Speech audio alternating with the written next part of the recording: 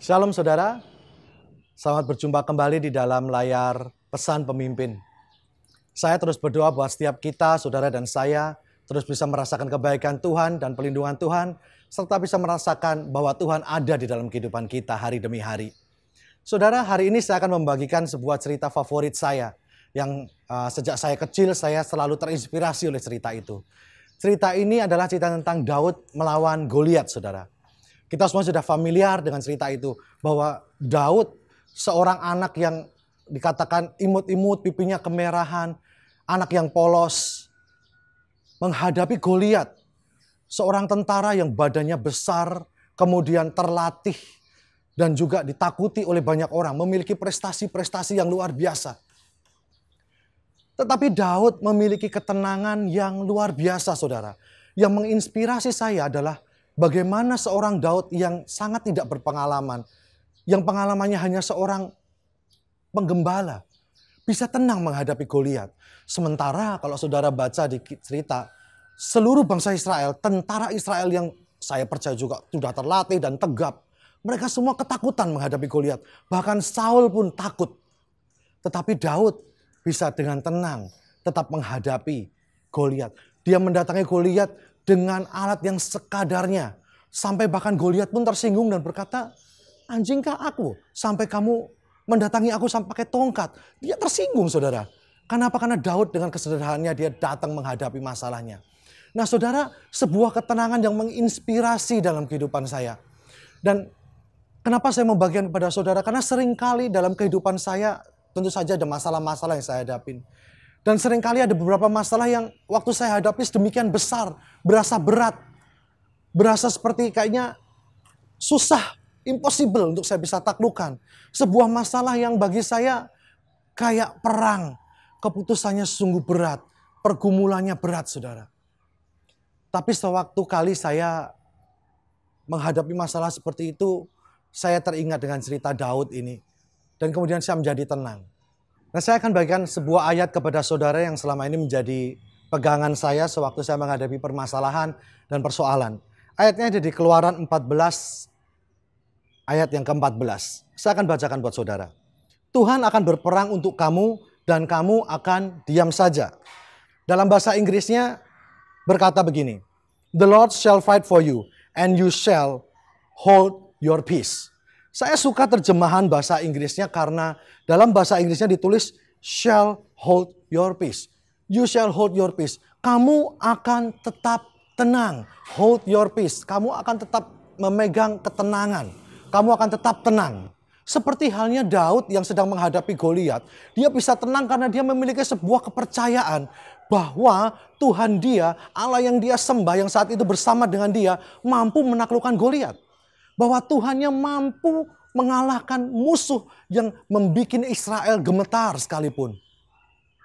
Keyakinan ini yang membawa Daud menjadi tenang. Dan setiap kali saya menghadapi masalah-masalah dalam kehidupan saya juga mau menjadi tenang. Saya berkata Tuhan saya mampu mengatasi ini semua. Yesaya 30 ayat 15 saya akan bacakan buat saudara. Sebab beginilah firman Tuhan Allah yang Maha Kudus, Allah Israel. Dengan bertobat dan tinggal diam, kamu akan diselamatkan. Dalam tinggal tenang dan percaya terletak kekuatanmu. Ayat ini memberikan petunjuk penting buat setiap kita. Letak kekuatan kita ada di dua hal, saudara. Yang pertama adalah tinggal tenang, dan yang kedua di dalam percaya kita. Nah, sebetulnya tinggal tenang dan percaya ini ada keterkaitannya. Karena seseorang bisa tenang karena dia memiliki percaya. Seperti halnya Daud, sewaktu dia tenang, sewaktu dia percaya kepada Tuhan, dia menjadi tenang. Dan dia bisa mengalahkan musuhnya. 1 Petrus 4 ayat 7. Kesudahan segala sesuatu sudah dekat. Karena itu kuasilah dirimu dan jadilah tenang. Supaya kamu dapat berdoa. Saudara, mengapa kita harus tenang? Supaya kita bisa berdoa. Tuhan meminta kita tenang supaya kita bisa memakai waktu ini. Tenang. Kita bisa berdoa, kita bisa bercakap-cakap dengan Tuhan, mendengarkan apa yang menjadi tuntunan Tuhan. Berkeluh kesah kepada Tuhan kalau perlu. Bercerita kepada Tuhan. Tapi hati kita tetap tenang.